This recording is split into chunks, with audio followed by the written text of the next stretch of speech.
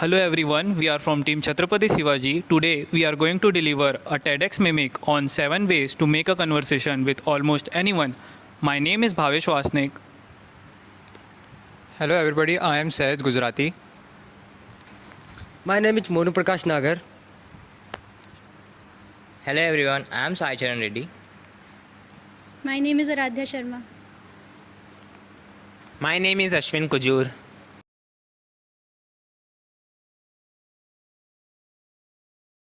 Chhatrapati Shivaji Maharaj 1630 to 1680 was one of the greatest in history, known for establishing the Maratha Empire in western India. He is widely regarded as a symbol of resistance against Mughal rule and for his vision of self-rule Swaraj. Shivaji was born on February 19, 1630 at Shivneri Fort in present-day Maharashtra to Shahaji Bhosle and Jijabai. His mother Jijabai was deeply influential in shaping his sense of justice, values, and devotion to the Hindu religion. From a young age, Shivaji displayed leadership qualities and a passion for freeing his people from oppressive rule. But how did he win so many battles? Chhatrapati Shivaji Maharaj Battle Tactics by Shivaji is renowned for his exceptional military strategy, particularly his use of guerrilla warfare tactics known as Ganimi Kawa. His army was agile, mobile, and made effective use of local terrain, which allowed him to win battles against larger and better equipped Mughal and Sultanate forces. Shivaji was also one of the few Indian rulers to recognize the importance of naval power.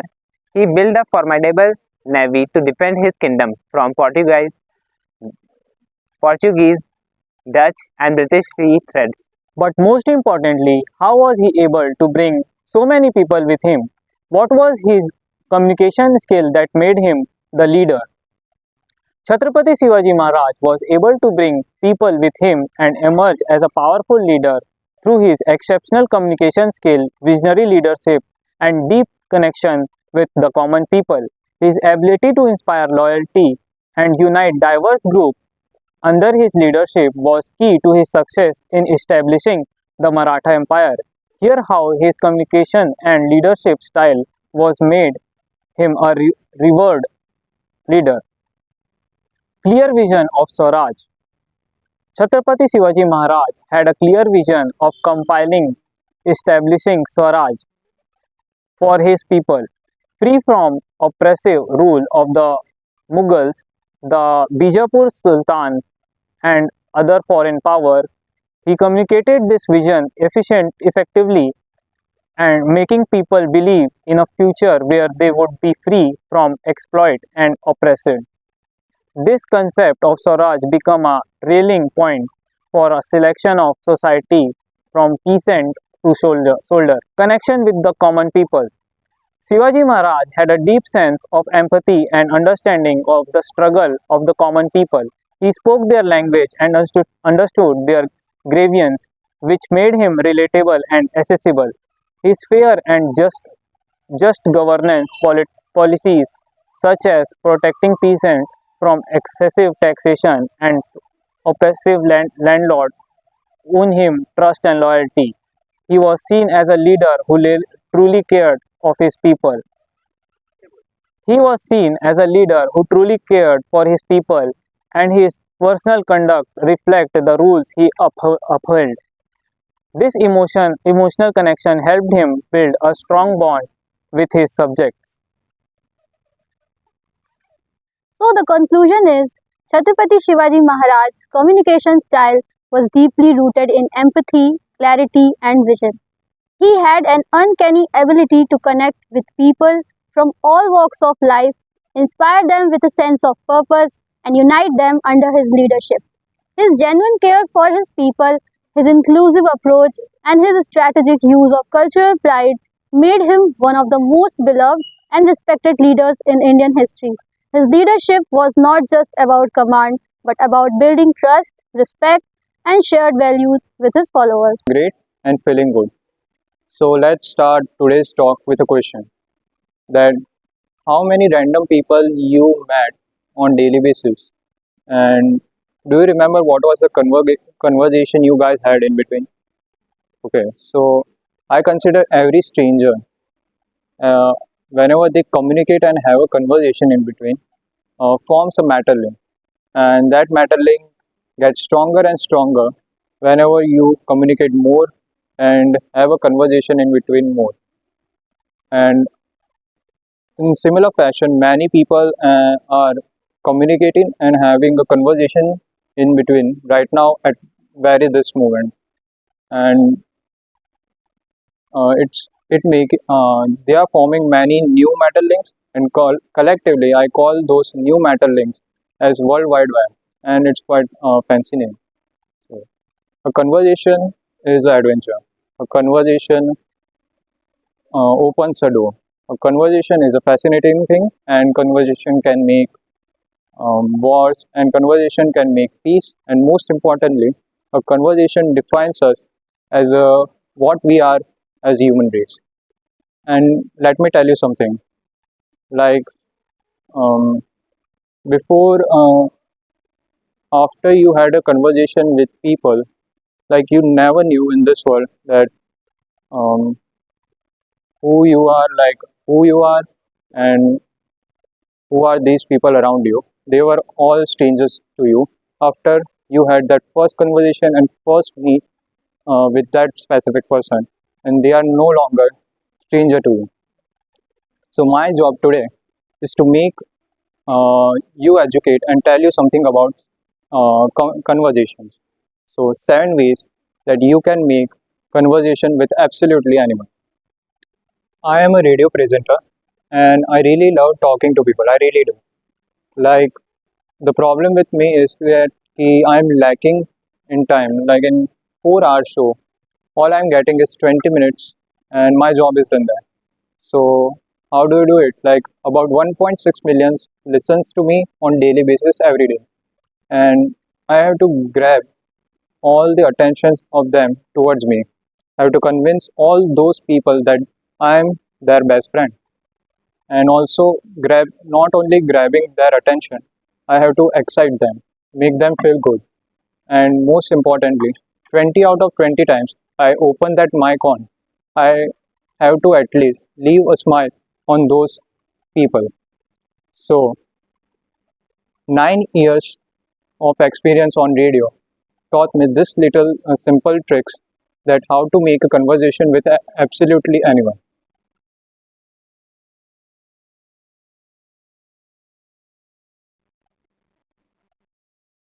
Start with the first point, that is the first word, floodgates.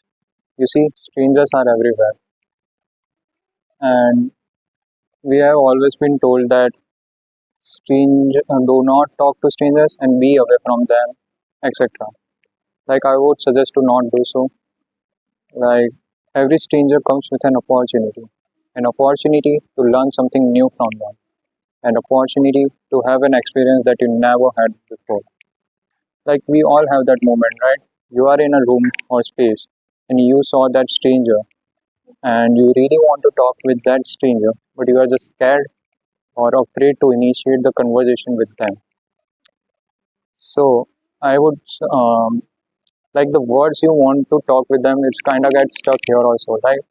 So better to say it a solution would be the say it like it doesn't cost anything, and initiate the conversation with the stranger you want to talk with by saying just hi, hey, hello. No need to complicate things too much.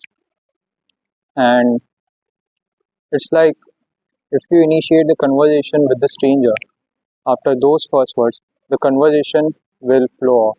Like you don't need to put any efforts. Like first word floodgates. I truly believe after these first words, if you initiate the conversation with some positivity from your side and enthusiasm, trust me, you will end up in a good position at the end of your conversation with that specific person or stranger.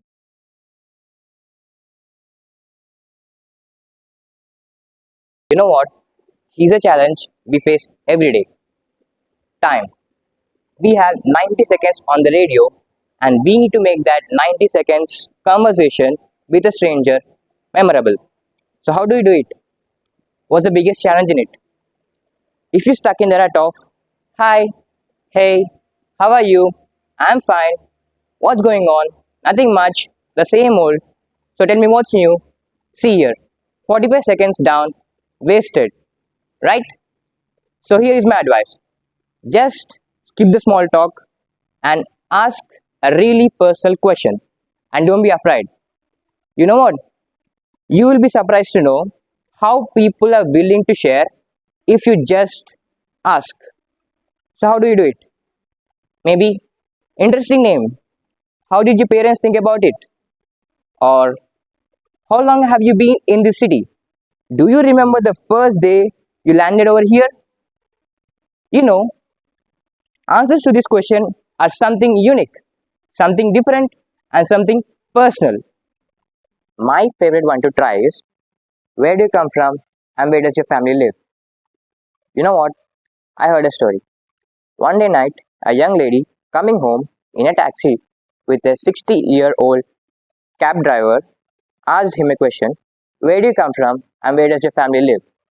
And he replied her about all his life in Peshawar, and they talk about his farm, his life, and 20 minutes later, he is convinced that she is the perfect bride for his 26-year-old college educated son.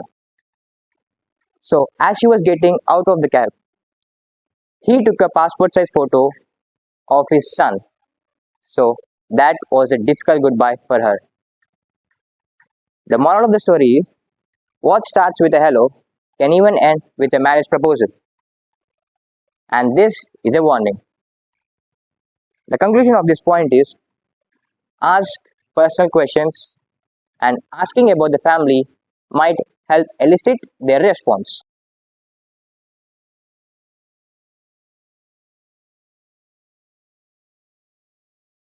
Hi everyone. Before coming to my segment, I would like to ask a question that why and how much is it important to communicate with a stranger? Let me tell you why I am asking this question. The reason is, in our childhood, we have taught that we should not talk to a stranger. But now, I am. But now, I will tell you that change this perspective. Because, let me tell you the answer. When you start to communicate with a stranger, you will find that you start to build new connections, you grab new opportunities, and you will find that you see the things with a totally different perspective. Now, to explain my point, I would like to ask a question. Have you ever found yourself alone in a party or in a networking event or in a seminar, wondering how to communicate with that particular stranger? So, therefore, I am here to tell you a simple yet powerful technique to communicate with the particular stranger. And what is that? That is finding the me toos, or we can simply say finding the common. Have you ever met someone who starts a conversation like they are starting a debate? Like, I am from Delhi. Oh, I hate Delhi. Yeah, nothing kills a conversation like a negative. Whenever you met someone for the first time, make an effort to find the one thing that you and that other person might have in common. Output from there, you will find that all of a sudden the conversation becomes a lot easier. And that's because you and that other person suddenly are on the same side of something, and that's a really powerful feeling. Now, what you would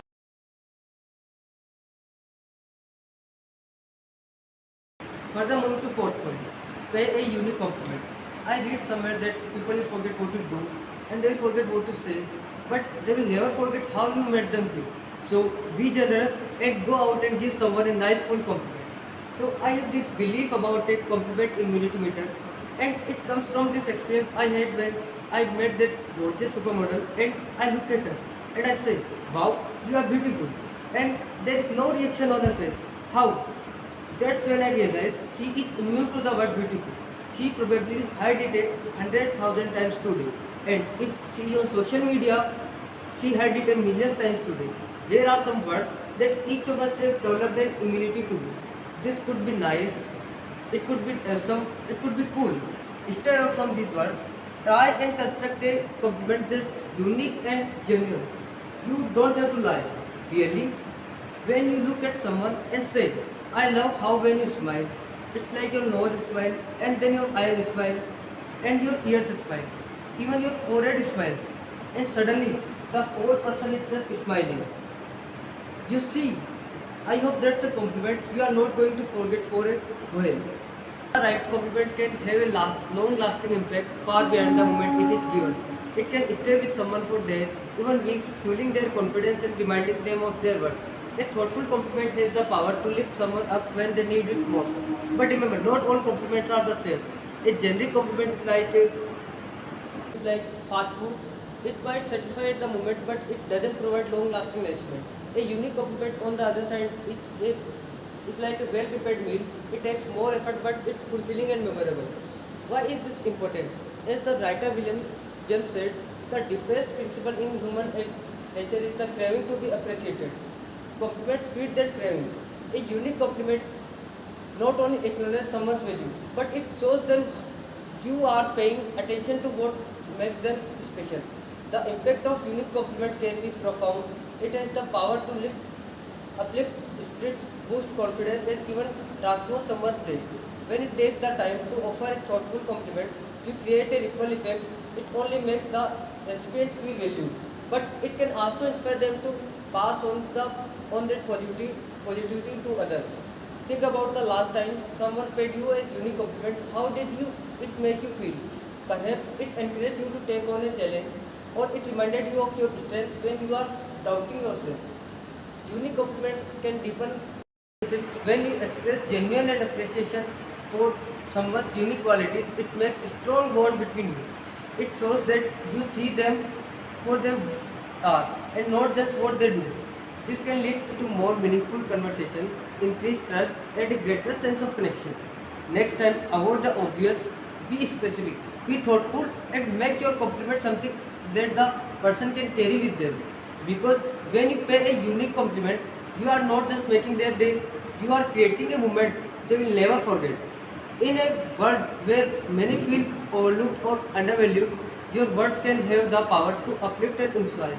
So go ahead, spread the positivity, pay a compliment that's today and watch how it pay a unique compliment that watch how it transforms not only the recipient's day but also your own. Let me summarize my point. The power of unique compliment is not about just making someone smile for a moment, but about creating a lasting positive impression. Next time you speak to someone, take a moment to notice something truly unique about them and share it. You never know how much impact it could be have.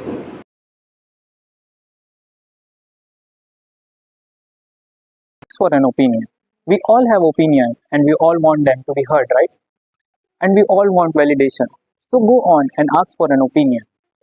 And you will be surprised to know that how much you can know about a person just by asking their opinion on something pretty generic. Here's a mistake that some people do. They ask your opinion on something really difficult, like it almost feels intimidating. Imagine a room full of very well-informed people and someone comes up to me and asks, what's your opinion on the oil prices affect the real estate business in Dubai? I feel a bit cornered. I feel like I might fail and this is an examination. Here's a lesson. Nobody needs to fail at a first time conversation. Keep it simple, keep it generic, like how do you like your coffee? What do you think of it? How was your last movie? And when someone shares their experience and opinion, really listen. Don't listen to reply, listen to listen. There's a difference.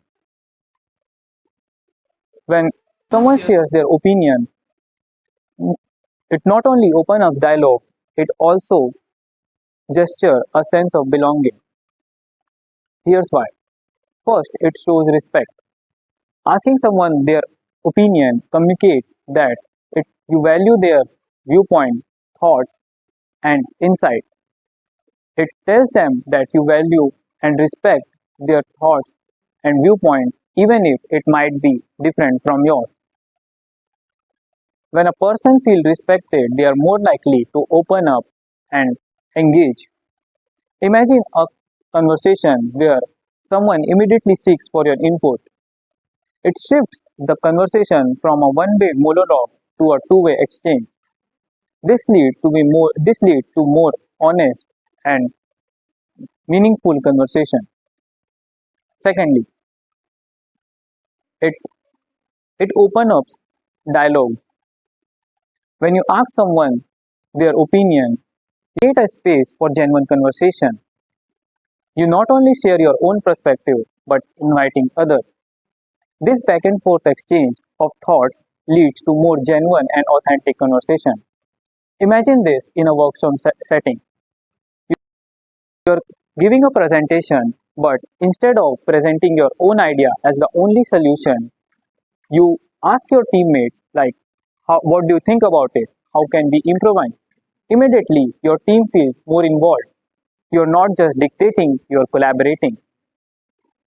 This leads to more creative and innovative thoughts. It immediately shifts the dynamic from a passive listening to an active conversation. Asking for opinion builds connection. When you ask someone their opinion, people feel more connected to you. When a person feels that you are interested in what they want to say, they feel more closer to you. And isn't that the whole point of communication? To have a deeper and authentic conversation with the people around you. Whenever you are talking to a friend, a colleague, a family member, or even a stranger, asking for an opinion can bridge gaps and bring you closer.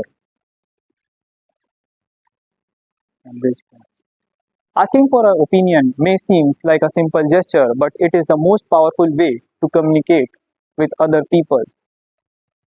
So, from next time, whenever you are in a conversation, whether it is a casual chat or a high stake meeting, take a moment of pause and ask, what do you think of it?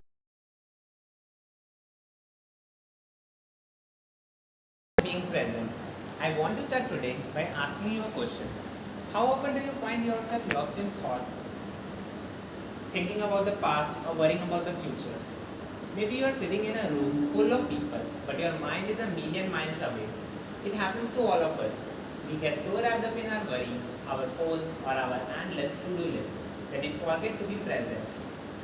In the moment, today I want to talk about the importance of being present, truly experiencing each moment as it comes and how it can change not only how you feel but also how you interact with the world around you. First, let's take a moment to understand what being present really means. Being present is all about focusing your attention on the here and now.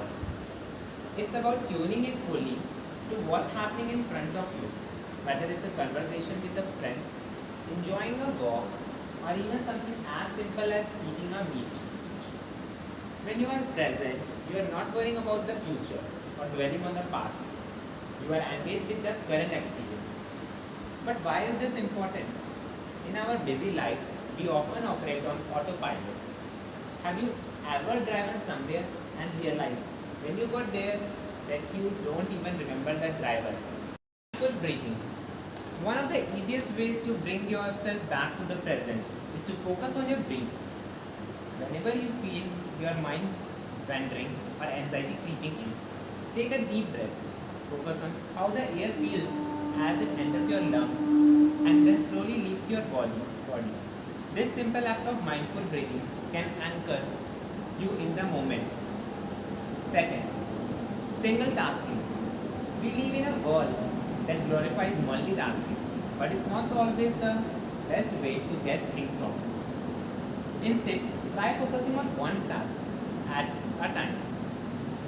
Whether you are cooking, reading, or talking to someone, give that activity your full attention. You will be surprised at how much more fulfilling it feels. Third, active listening. In a conversations, Practice listening without planning your response. Just listen, let the other person speak, and try to understand their perspective without jumping in or thinking ahead. You will find that this deepens your connections and make conversations much more meaningful. Fourth, unplug. Sometimes the biggest obstacle to being present is technology. We are constantly bombarded by notifications, emails, and social medias. Make a conscious effort to unplug from time to time. Sometimes the biggest obstacle to being present is technology. We are constantly bombarded by notification, email, and social media. Make a conscious effort to unplug from time to time. Maybe put your phone on airplane mode for an hour or schedule regular texting moments in your day. Use that time to really engage with the world around you. Conversations are like this, are like links, tiny invisible connections that form between people. Every time you talk to someone new, you are creating a small link. And with each new interaction, that link strengthens. The author Maya Angelou once said, people will forget what you said, people will forget what you did, but people will never forget how you made them feel. So, as I wrap this up, I leave you with this thought. Life is happening right now. In this moment, we can't control the future and we can't change the past. But we can choose to be fully present. And when we do, we open ourselves up to deeper experience of life. As the philosopher Lao Tzu said, if you are depressed, you are living in the past. If you are anxious, you are living in the future. If you are at peace, you are living in the present. So today, I challenge you to be present. Notice the little things. Pay attention to the people you meet. And remember, the present moment is the only place where life really happens.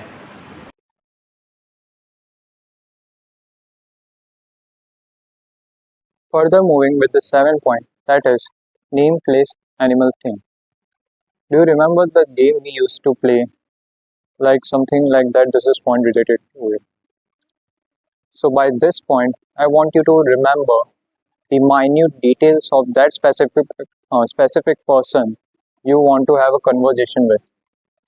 Like whenever you meet that specific person, just mention the minute details of them when you meet them again, and after having a conversation, during the conversation, just maybe you can mention their name, and just by mentioning the name, you don't know how important you are making them feel, and also making them feel good by just mentioning their name.